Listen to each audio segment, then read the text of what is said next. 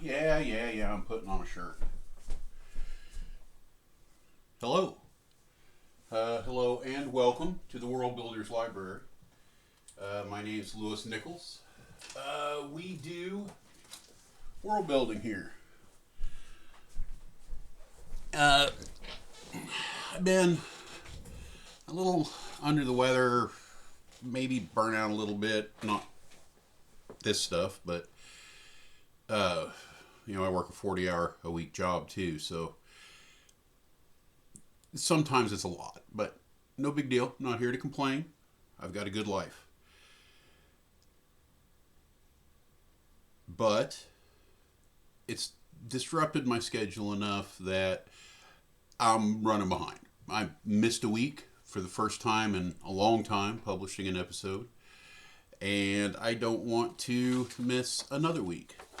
So, without a script, and this is always a recipe for disaster, I am going to just talk into the camera for a while because it's Monster Week on YouTube, and I don't want to miss that. This is a thing spearheaded a couple of years ago by PointyHat and GinnyDi, both great contributors to the TTRPG community, and I love being a part of it. There's tons of YouTube content providers that do videos for this, and I like being one of them.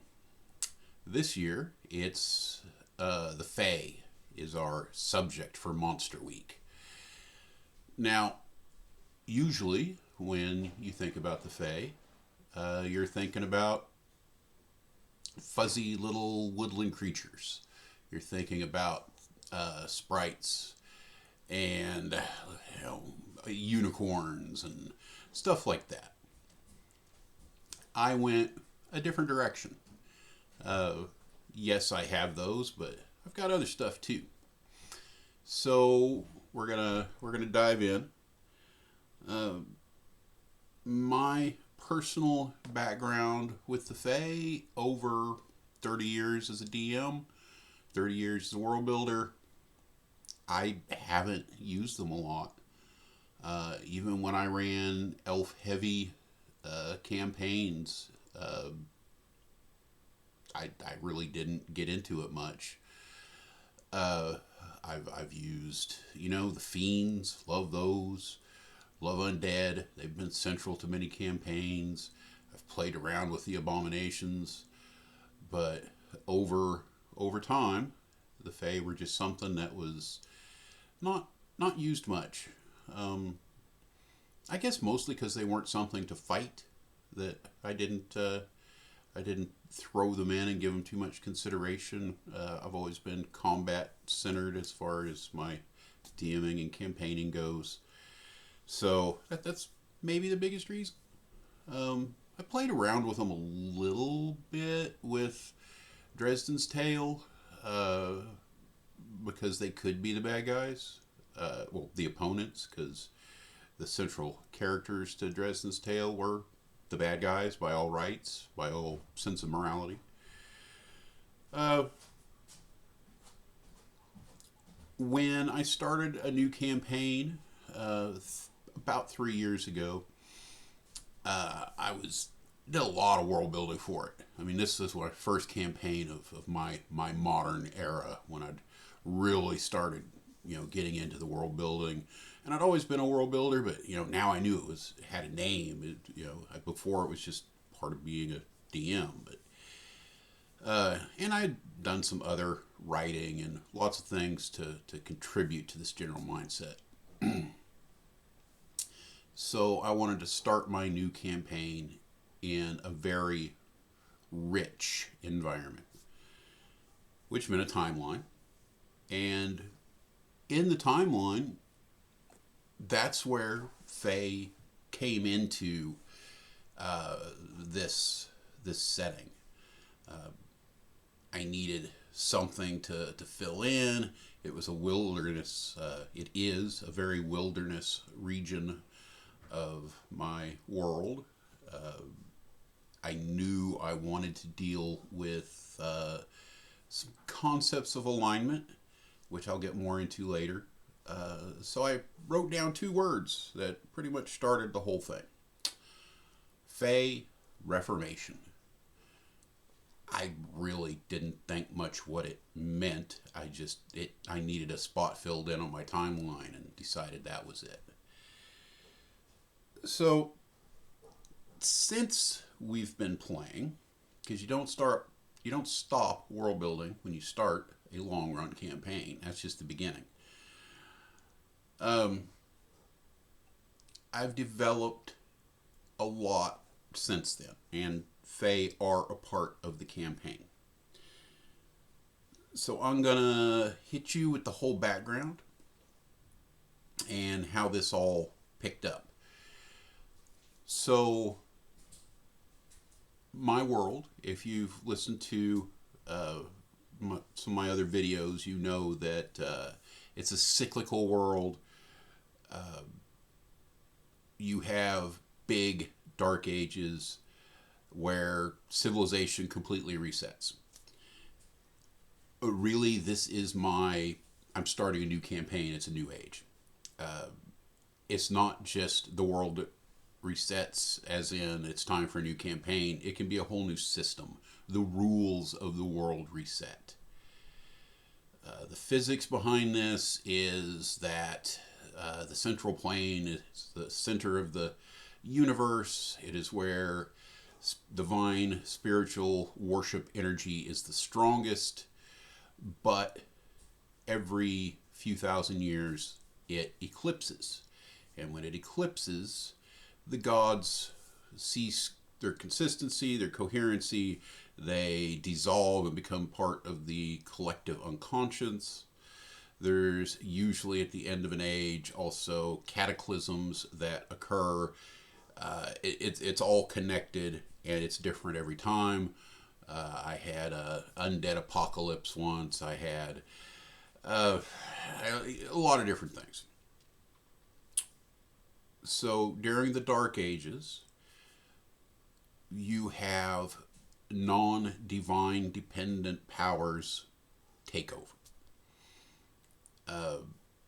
Leveling becomes impossible. Knowledge becomes difficult because knowledge in a fantasy world, my fantasy world, is a function of divine gods, of gods of knowledge. So without gods of knowledge, knowledge becomes a ephemeral thing. Society forgets how to do complicated things. And by complicated, I mean forging steel, advanced agriculture. All magic's out the window. But there are creatures that don't need the gods to maintain their ability. And if you're dealing with this, I mean, this is a make it work kind of thing, right? This isn't, there's not huge logic rules here. This is just how I want to world build a given age. So, in this campaign, in this age, the Age of Moons, which will have no relevance to what we're talking to today, is we had in the campaign zone, we had hags. Were kind of the dominant force. They were the powerhouses. Civilization survived in this area because hags supported it. They kept what major beasts that threatened unlevelable Velito, humans, elves, etc., at bay. They preserved a level of competency among these species. So early in the age, or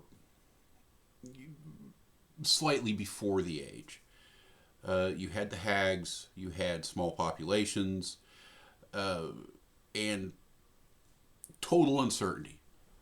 Going into a new age, almost anything is possible. But as the gods began to awaken, new gods began to form.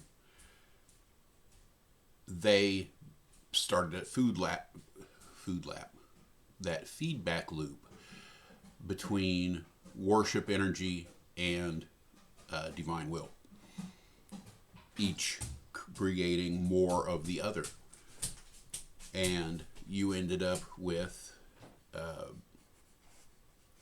I may have to kick out the dog. You're gonna hear him, but it's just that kind of video, so don't worry about it. You had a period of elemental domination in the Heston Ridge area, in the part of the world that the campaign is set. The reason is that gods that were related to economics, mining, things like that, were some of the first ones to start asserting their will. And they set their spiritual divine hierarchy to work, creating... I gotta go shut the door, hang on.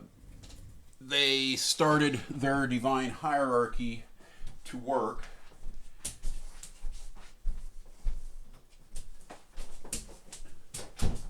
nope, not going to edit nothing. Creating metal deposits, and they went overboard. This part of the world is rich now in everything from iron and tin and copper to adamantium and the bronzes. I use a magical bronzes. I have a word for it. It's gone. I'll think about it later and shout it out when it's not appropriate anymore. So, you had a period of this elemental domination, and what happened during that time period is that it essentially squashed Velito and other potential leadership in this region. And in that lack of leadership, you had a void that was filled with vampires and demon cults. Because the elementals don't care. And the vampires are just as happy to have adamantium mines to mine as anybody else. The demons don't mind it either. So the Heston Ridge region in this age started off in the hands of some very nasty, evil kinds of powers. I wanted to do this because I wanted to play around with alignments, an alignment-based conflict. I don't use alignments a lot. I still don't assign them to characters. The characters can play as they wish, and if it's a consistent personality, then that's great. I shouldn't say that's great. Then they're doing a good job role-playing. If they're not, then obviously they have a problem role-playing. But they don't have to, and I don't want to discuss whether one particular character is one certain alignment. But it is a great descriptor when you're talking about bigger societal concepts. And I wanted to play not so much with good versus evil, but with chaos versus law. Now, Heston Ridge, the Heston Authority, which is the government of this region, it's a very weak federal government. And that is the legacy of so many chaotic powers. There's good parts of it. Freedom is a big thing. The right of individuals is a big thing. This isn't the kind of place that you go and expect to have to, pay taxes for the most part, or, the laws of the land are very minimal, with a few exceptions. It's the kind of place where what bureaucracy there is runs on bribes. There's very little expectation of order. Now, that said, I have to check my notes. I don't have a script, but I do have notes. Yeah, and that leads us to the Fey Reformation. Now, the Fey Reformation is hundreds of years into the age. And this is after hundreds of years of wars to put down the vampires and the demon cults. There were invasions into Heston Ridge from their neighbors to the east. Nope, from their neighbors to the west, from their neighbors to the north. At various times, there's been many wars.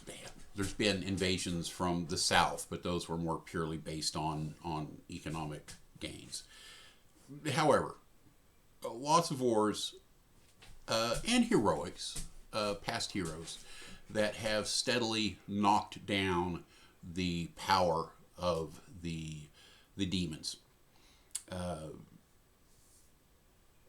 And that has allowed a society to grow that is not, it's not a good society, it's not a lawful society, but it is a society that values itself as a functional unit. People from Heston, they like being Hestonites. They want their urban city to be a good experience. And the chaotic side of that is that it's on the individual to make it a good place. Now, that doesn't mean it always is. This isn't some, like I said, we're not doing warm and fuzzy here. But there are always some of the nobles, some of the rich, some of the adventurers. There's always the people with means there trying to make things better for themselves, for their families, for the next generation. You also have a great drive for wealth. The nobles are important. There's all these mineral resources. There's lumber. There's so many ways for this place to make money. There's a big alchemical production industry that makes them lots of money. And to make those things work, you have to have a sense of society, and that's where most of the regulations are covering those kinds of things. That's the majority of the federal government is all about regulating those industries. But that doesn't have anything to do with the Fey Reformation. One of these wars against demonkind was the beginning of this movement. The Fey Reformation was a period when the Fey came together, when the powers of nature came together. And this is more than what you might just think of normally as the Fey. This isn't just the fuzzy good guys. And like I said, those do exist. There's a big classic elven valley, unicorns and pegasi and all that yummy stuff. But there's also the more nature side, the more down-to-earth grit of the Fae. The pesky spirits that like to meddle in people's lives. The nature folk who don't want to meddle in anybody's lives. And the conflict between alignments became a conflict within an alignment.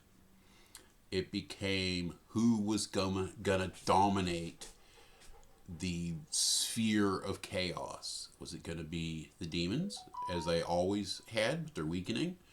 Or maybe the Fae could move in, and the Fae decided to move in. This was largely led by something I call a primordial elf. The primordial elves are essentially the cavemen of elves. They are non-levelable. They predate the Velito, the levelable species, or at least those species' ability to level. But they are high CR individuals with innate magical abilities. And they led this quiet war. And it was a quiet war. It wasn't, nobody was conquering cities. Nobody was marching troops down roads. This was the valley, next valley. It's time to move our forces in. And you would see this eruption of battle between, Fey butterflies and chasing off the local quasits. It was, and it was bigger too. I mean, there were heroes involved. In fact, one of the backstories for one of the PCs, he's a reborn fighter. His backstory comes from he died in battle as part of the Fey Reformation, fighting for the Fey. And now he's back and he's still fighting demons. Let's see. Let's check the notes back here. I'm sure I missed something. Heroes and stuff, and primordial elves, and this was all very much off the radar. Most people, and this was hundreds of years ago now, but even then and now, there's very little recognition that this happened, and is still happening. The war goes on.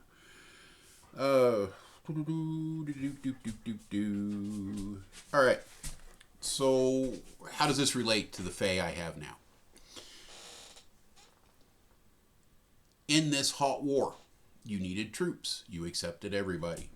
It was big tent. That included the darker side of the Fae. And this is when the Dark Fae became a thing. They embraced the chummy heads, which is a monster type, which I'll get into a little more detail later, but they're fun, they're entertaining. They're chummy heads that like to bite people's heads. Okay, anyway. This included a good one to explain is it includes the Wendigo. Everybody has their own idea of this. The dark Bigfoot, the dark nature spirit that may or may not, depending upon your view, have a spiritual or very real existence on Earth. But very, very gruesome, nature-oriented, dangerous spirits. So all along this spectrum, it gave usually the relegated, more evil Fae a place to grow from. It gave them enough peace and enough of a platform that as the hot war faded, even the extremes had gotten footing. A good example of this is the glassy-eyed girls. I'm running some one-shots that involve these spirits. They are native to the realm. They've worked in conjunction with undead. They are inhabit a certain mountain range and have for centuries made travel along a certain road difficult. And recently there's been a lot of call to develop this part of Heston Ridge, and that's why I'm kind of playing out some of these scenarios, having some fun at lower levels, fighting these little demonic looking girls. And they operate through fear. They force a lot of saving throws. They try to put you in a bad situation, running down snowy, icy slopes. It's working with mechanics that I want to make in the game more more complicated, um, skill check during battle kinds of things, having to deal with terrain and stuff. Uh, and they're very elusive. Basically, they have kind of a super misty step that they can move through from snowbank to snowbank. Nobody's entirely figured this out, so anybody that's playing in my games, watching this, there you go. There's some other stuff too. There's giant spiders involved. There's alpha versions of everything, obviously. Hags are still around on my world. They do fall into this chain, but they're not. They kind of do their own thing. They tend to try to operate at the edge of society, but with society. In particularly, let's just say evil parts of the world, or parts of this region. They may have offices in town, and they do prognostication stuff, telling the future, prophecy. That's the word. So I've used hags several times, both as bad guys and just as NPCs. The spectrum basically starts with the glassy-eyed girls, which they do have a degree of intelligence. They're not just crazy evils, especially whenever you get into the alpha types. The chummy heads are basically big dummies. They're troll-like monsters. They can fly. They have their variable abilities. They usually have some magical abilities. One of them is being able to scare the crap out of somebody that sees a big floating object and thinks it's a beholder. But once that fear is over, most of them are fairly easy to deal with.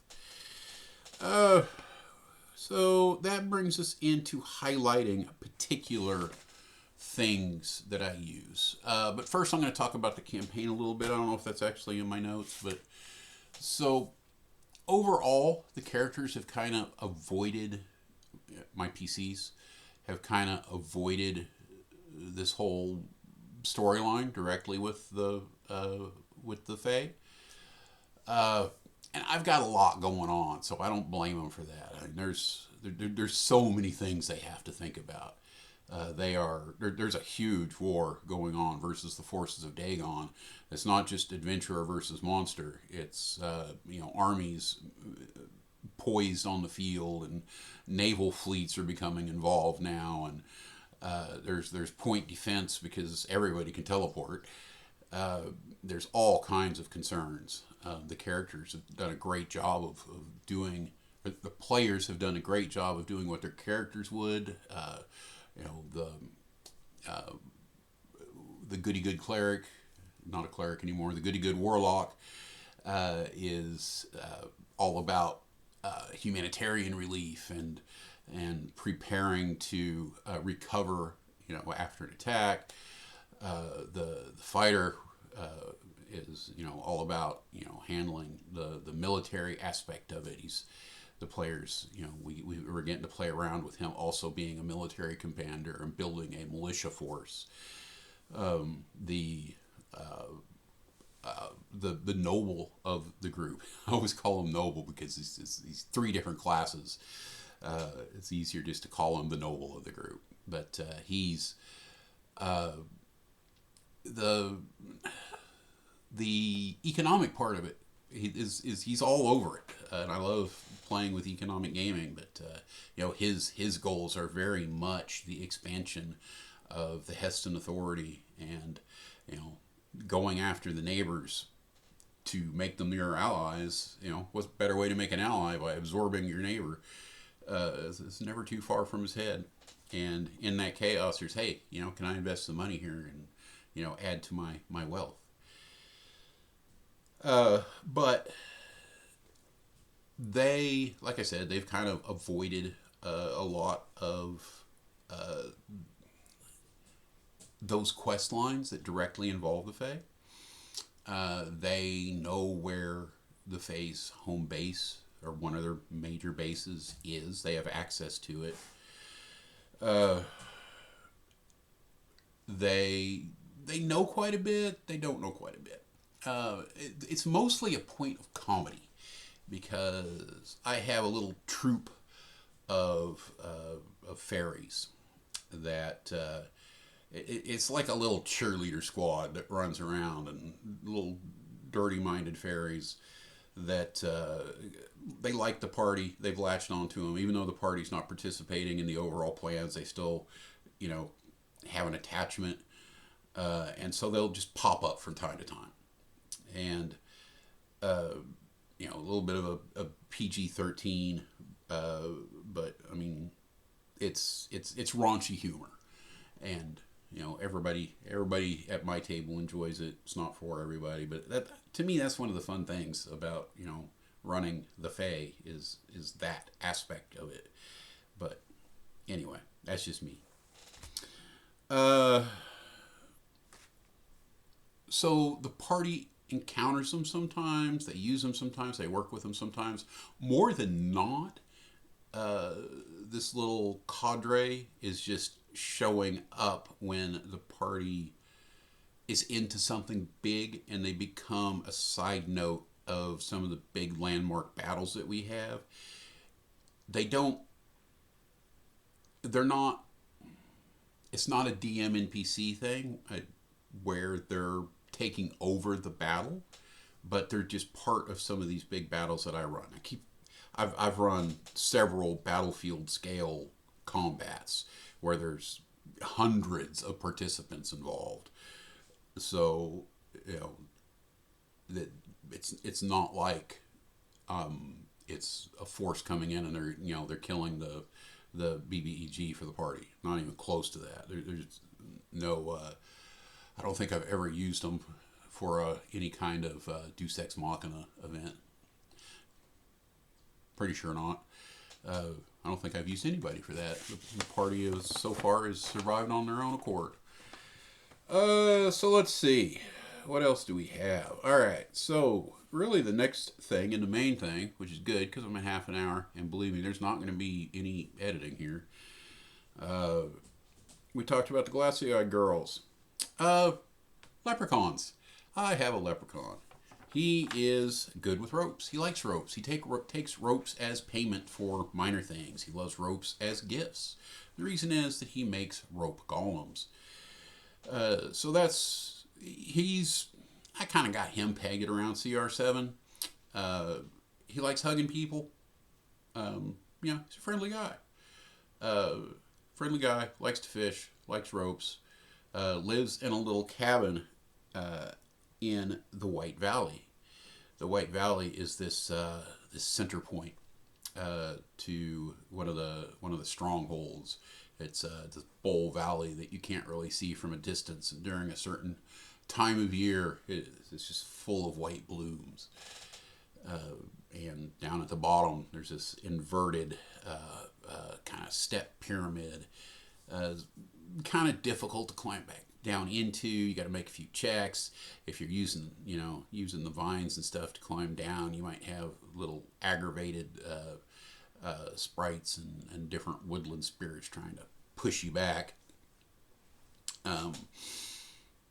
And down at the bottom, there's this spider hole of a cave that you get down into, and opens up into this big fluorescent frog emporium with all these pools and different little creatures and odds and ends. And the staff here in this opening part of the facility is little humanized, anthropomorphized frogs.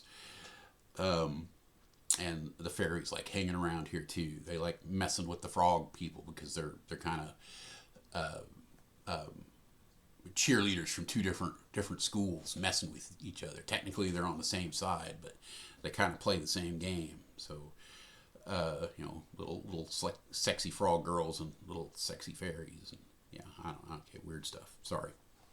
Just ignore that part.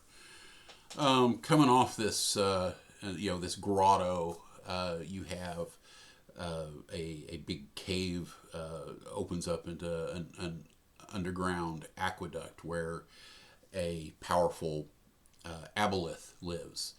Aboleth is one in the spiritual hierarchy of one of the Heston Ridge gods. Party freaked out when they found out that there was an aboleth in this pool. They just freaking left. And that was pretty much the end of any hope that I had that they were going to be heavily involved, because they decided that nope, done. I don't necessarily blame them. It's good to be a little paranoid, right? So there's other stuff in this stronghold. The main thing is that it's very easy, with the help of either the frogs or the cheerleaders, the cheerleaders or the cheerleaders, the frogs or the fairies, to navigate down into the astral from here. They can cross you easily over into the border ethereal, and there are several spots on the astral that this place coincides with. One of them's a library, one of them's a bar, there's a temple here. It's also not too far off of some Gith trade routes. All that might become relevant at some point. So the Fae still have their place here. But really the PCs are the only ones that know a lot about the Fae. The other big movers and shakers don't know so much about them. I don't want this video to be too long, so my Wendigo. They are kind of interdimensional. I use this idea of the Fae being able to interact with... I don't have a Fae realm. I know a lot of places do that, like it's another plane.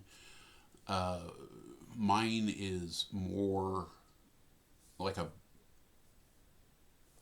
it's parts of the astral is what it is.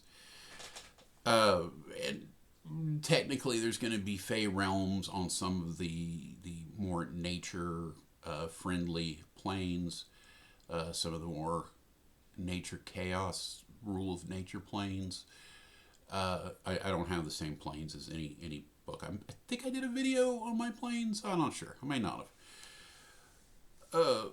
But the Wendigo, their big thing is their melee attack range is measured in hundreds of feet. They can,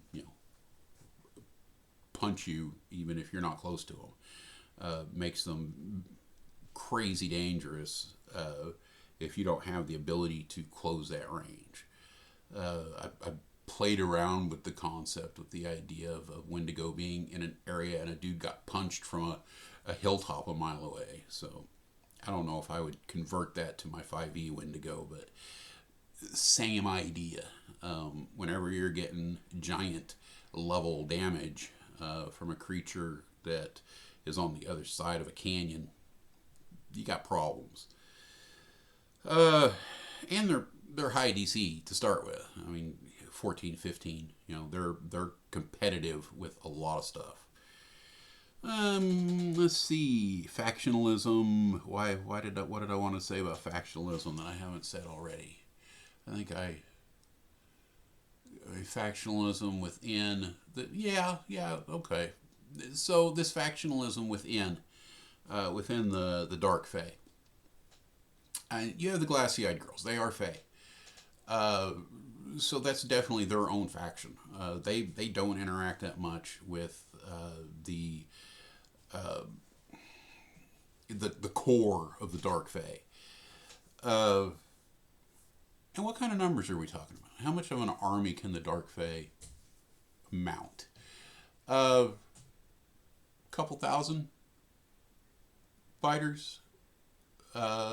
Mostly that's going to be Mostly that's going to be, well, like any army. I mean, CR0, CR1 stuff. Uh, but they're going to have, I mean, they've got a stronger higher end too, or a numerous higher end. So, I mean, they can put out an army that can compete with pretty much any other army in the region, any other single army. Now, of course, you have powers that control multiple armies. The Dagon basically has a minimum of full control over one fleet of, let's say, 70 capital ships, and then full control of a couple of armies that number in the thousands. A lot of those, some of those include giants and stuff. So I mean, it's the same thing. It's a fantasy army. It's the kind of army where you need the rank and file to scout, control land, to, I don't want to say take up space because it's a lot different than just take up space.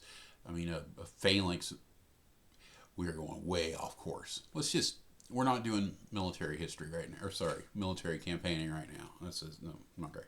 What's next on the list? Oh yeah, factionalism. That's where it got me. We talked about the white. Well, yeah. Okay. Where's it going? Somewhat up to the PCs.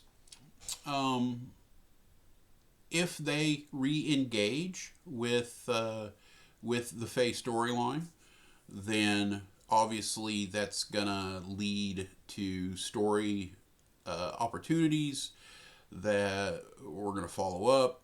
I run open world. Some stuff's gonna happen anyway. It's event based largely, but whatever the party engages with is more likely to be what I develop, right?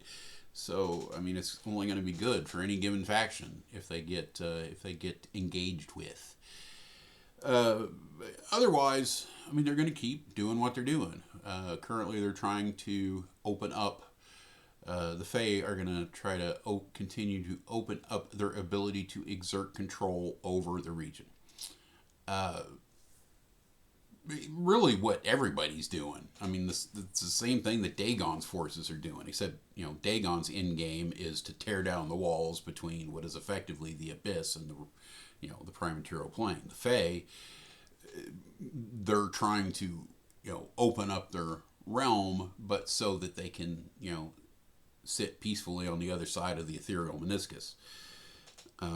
Sure, there are different Fae that want to be involved in different ways, but let's face it, at worst case scenario, it's just another monster type in a given region. Spirits are going to cause, the orc family a problem instead of the tabaxi family in the north. So, what else do we got here? Tearing down, yeah.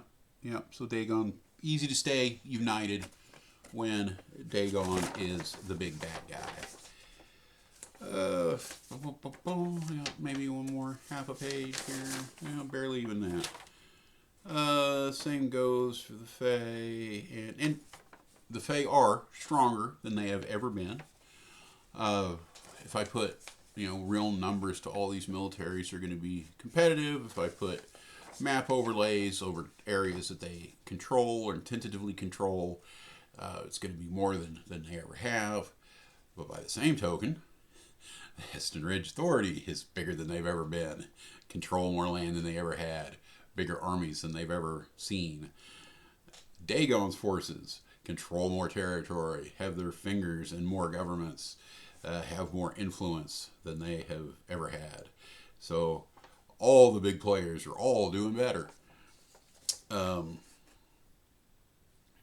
For me, what I need to do as part of this world building project, specifically involving the Fae, is to add half a dozen various little spirits into the book, onto the party Discord. just to uh, flavor the world. And this isn't the Wendigo or the glassy-eyed girls or those. This is, little spirits that can be annoying from time to time.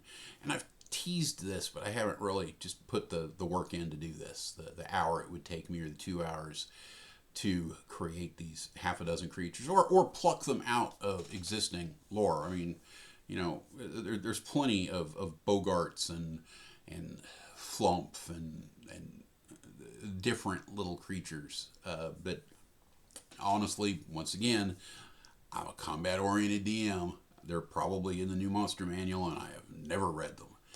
They certainly used to be in the old Monster Manual, because I used to play D&D in college and didn't have a job, and I could read the old Monster Manuals front to back over and over again. Don't have that kind of time anymore. So yeah, I mean, these are the kind of little spooks I need to write up that steal steal the cook pot, and scare little girls, and in the garden behind their house, and not to hurt them, but and maybe some of them are a little bit harmful. After all, this is the Dark Fae. So, yeah, there we go. Thank you all for joining us. Thank you for GinnyDi and PointyHat for putting this event together for another year. Love it. Thanks to all the other contributors that are going to be posting their videos. As like I said, have been having a little trouble with, some minor medical issues, and maybe suffering from a little burnout. All of this, is coming on the heels of my continued development in the game and the game community. This 3-year campaign that I'm in the middle of it's a big deal. I like it. I love it. I'm glad I was able to do that for my players. My involvement with the local game shops and running some games for them. I love it. The new people, giving them new experiences. DMs are so different from each other, and we all have our own value, but I know I have mine, and I come at the game differently than other people do, and I appreciate very much being able to interact with players who come at the game with their own perspective. Ran what was essentially part 3 of this glassy-eyed girls series of one-shots with a group of new players a few weeks ago, and it was just non-stop laughter. It was a wonderful experience for everybody. The fighter is still running for his life because he can't make a fear save. It was fun. It's fun being here for you guys. We don't interact the same way, but I appreciate not just your comments, not just your likes, just seeing the views. It's great to know you're there, even if you're not the kind of person to jump into the middle of it. And that's great. We all do our part. You are all important to this world, and I'm glad that you're in it. And I got to end somewhere, so I hope you all have a wonderful rest of the day. Cheers.